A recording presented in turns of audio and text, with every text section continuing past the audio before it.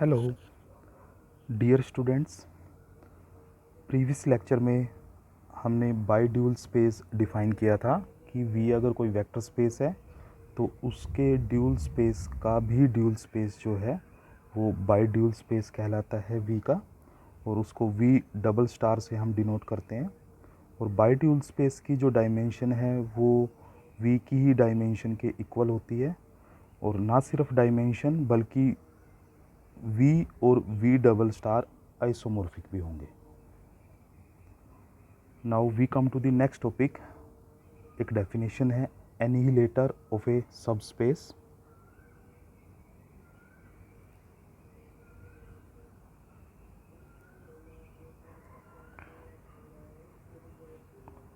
Late W be a subspace of a vector space VF, then annihilator of W is denoted and defined by notation is AW, and it is a set of all f belongs to V star such that f of W is equal to 0 for all W belongs to capital W। Means annihilator उन सारे linear functional का set है जो W के सभी elements को 0 पे map करें। यस, डेफिनेशन के बाद एक रिजल्ट है theorem. Annihilator of W is a subspace of V star.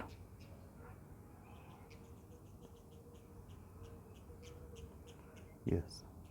Next, एक और रिजल्ट।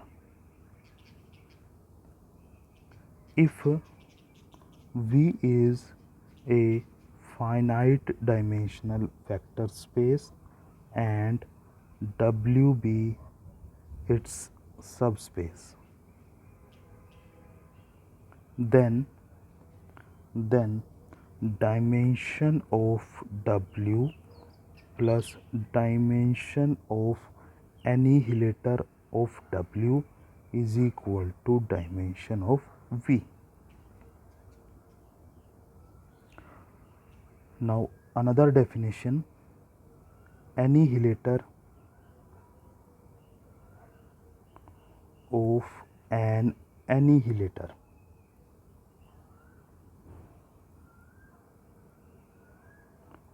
मतलब कि एक सब स्पेस का एनिहिलेटर हमने फाइंड आउट किया, फिर उसका भी एनिहिलेटर।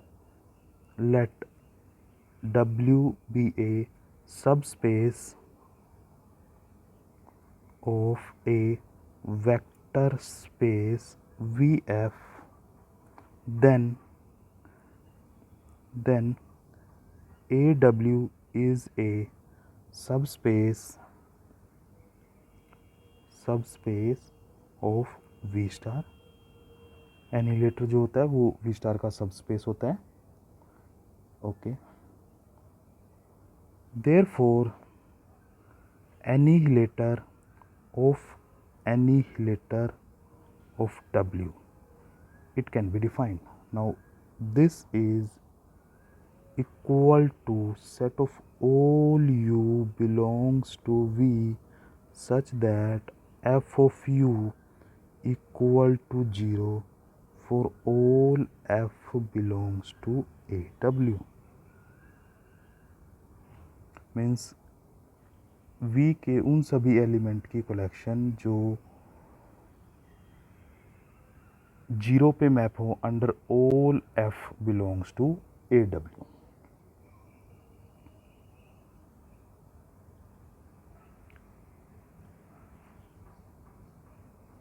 Theorem: if V is a finite dimensional vector space and W be a subspace of V, then annihilator of W is equal to W. Yes, कि हम W का एनिहिलेटर लें फिर उसका एनिहिलेटर लें तो वो W के ही इक्वल होगा। चलिए प्रूफ देखिए। Let U belongs to W be arbitrary, then f of W is equal to 0 for all f belongs to AW. Yes, अगर U W का कोई एलिमेंट है तो एनिहिलेटर की डेफिनेशन से हम देखेंगे कि हम कोई भी मैपिंग F लें, उस मैपिंग F के अंडर जो U की इमेज होगी वो 0 होगी। यहाँ पे ये U है, W नहीं है। f of U equal to 0 for all f belongs to AW. Okay, now this is the condition of double annihilator. That means U belongs to A of AW. So W is a subset of annihilator of W. Say this is 1. Okay, अब दोनों हमें equal prove करने हैं, but हमने अभी फ़िलहाल W को इसका सबसेट शो किया है। ओके, अब इक्वल कैसे शो होंगे वो देखिए। Now we know that if W is a subspace of V, then dimension of W plus dimension of its annihilator is equal to dimension of V. Say this is 2. Yes, ये theorem अभी थोड़ी देर पहले हमने पढ़ी है। Okay, अच्छा, जो AW है वो भी V स्टार का सब स्पेस है, तो AW के लिए भी हम सेम रिजल्ट यूज़ कर सकते हैं। Now as AW is a subspace of V star, so we have second equation में W को AW से रिप्लेस कर दो, dimension of AW plus dimension of AW is equal to vector space जो है वो V स्टार है, तो V की जगह रिप्लेस हो जाएगा V स्टार। ओके, अच्छा, ये भी चीज़ हमें पता है कि V और V स्टार की डायमेंशन सेम होती है, तो डायमेंशन ऑफ V स्टार की जगह हम लिख सकते हैं dimension of V। Say this is 3। Now right hand side of second and third are equal, therefore their left hand side must be equal.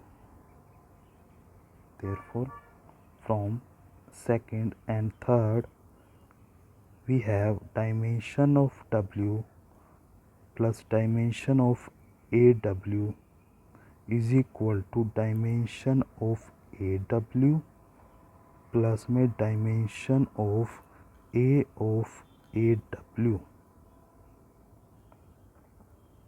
Okay, now dimension of AW दोनों side है तो कैंसिल कर सकते हैं। We get dimension of W is equal to dimension of AW।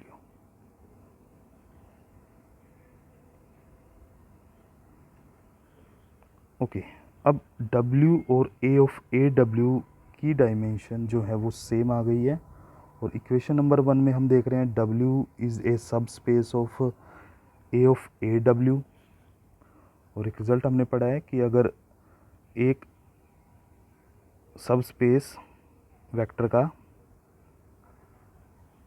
दूसरे का सब space है तो और उनकी डायमेंशन सेम है तो दोनों इक्वल बन जाएंगे।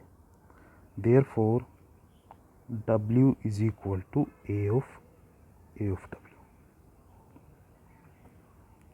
तो दोनों इक्वल प्रूव हो गए हैं, hence proved.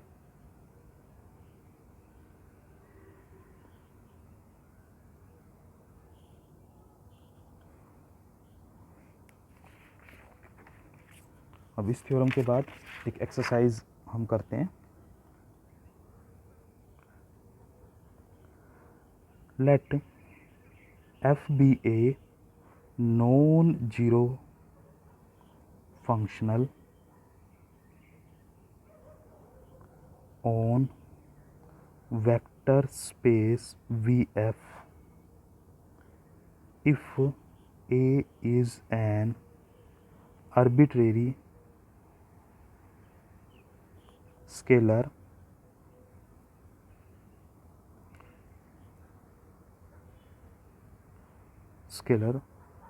then what do you say about the existence of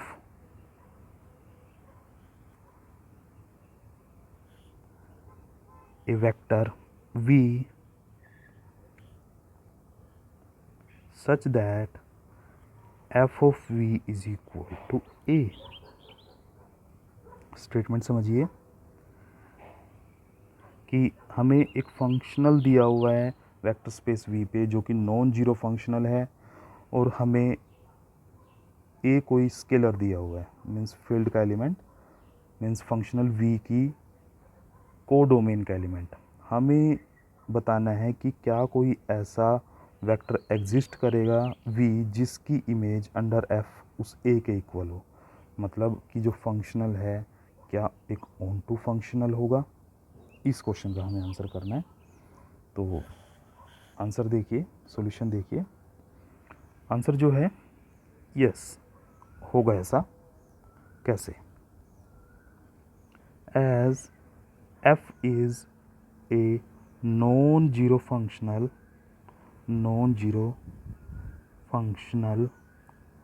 so there exists a vector v1 such that v1 is non-zero।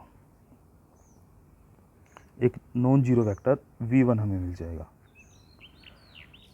क्यों मिलेगा ये आप सोचना और मुझे बताना। व्हाट्सएप नंबर पे आप मुझे बता सकते हो।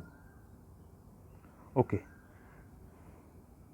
Therefore set v1 is linearly independent, क्योंकि नॉन जीरो एलिमेंट है, और एक लीनियरली इंडिपेंडेंट सेट को हम एक्सटेंड करके वेक्टर स्पेस की बेसिस बना सकते हैं।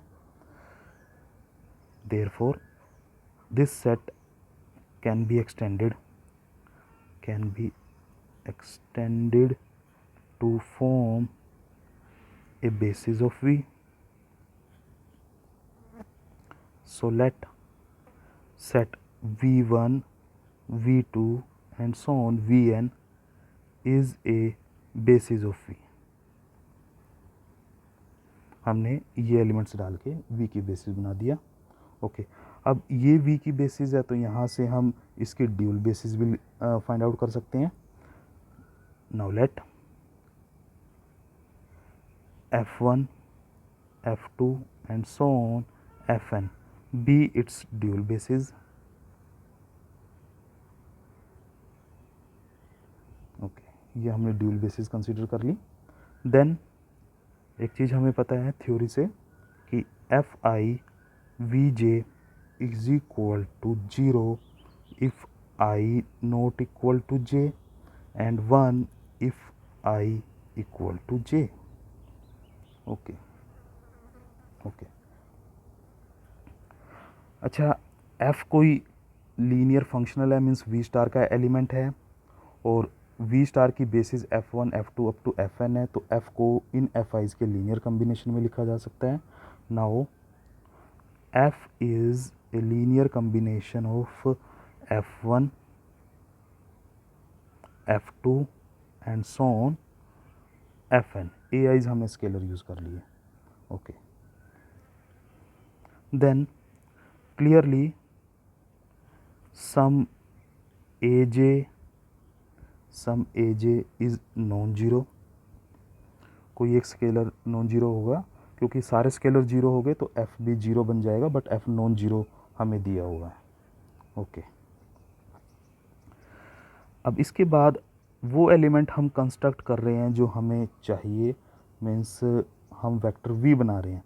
Therefore let v is equal to A J inverse, क्योंकि ए जे नॉन जीरो है तो इसका इनवर्स हम ले सकते हैं, A J inverse A V J. Clearly this element belongs to v। Yes, ये हमने v कंस्ट्रक्ट कर दिया है। अब हम चेक करते हैं इस v की इमेज अंडर f क्या a होगी। Let's see now f of v means f की वैल्यू रख दीजिए, जो कि एफ आइज का लीनियर कम्बिनेशन है, a1 f1 plus a2 f2 and so on an fn v। अब v जो है सभी मैपिंग पे अप्लाई हो जाएगा, a1 f1v plus a2 f2v and so on an fnv।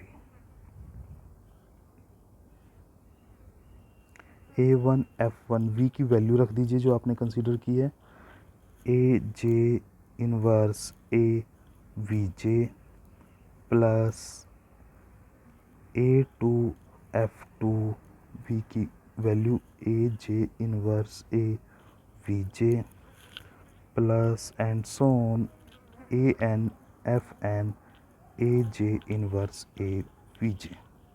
Now each fi is a linear functional means linear transformation, तो सभी F eyes के अंदर जो स्केलर हैं ए जे इनवर्स ए वो बाहर आ जाएंगे, means a1 A J inverse A f1 V J plus a2 A J inverse A f2 V J plus and so on an A J inverse A F N V J.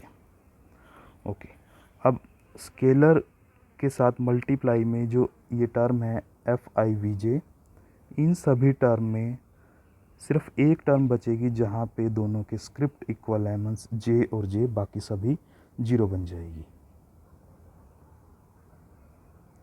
Okay, तो सिर्फ एक term बचेगी जहाँ पे script जे है। Yes, तो A J inverse A F J V J. Yes, बाकी सभी टर्म जीरो, सिर्फ यही टर्म बचेगी। Now A J into A J inverse is 1 into A and F J in of V J is also 1, so it is 1, it is A. तो F V A के equal आ गया, means हमें एक ऐसा vector V मिल चुका है जो कि ए के इक्वल है। और ए क्योंकि आर्बिट्रेरी स्केलर था, means arbitrary element of F था, दैट मीन्स जो नॉन जीरो फंक्शनल है वो ऑन टू मैपिंग भी होगी। Okay, thank you so much.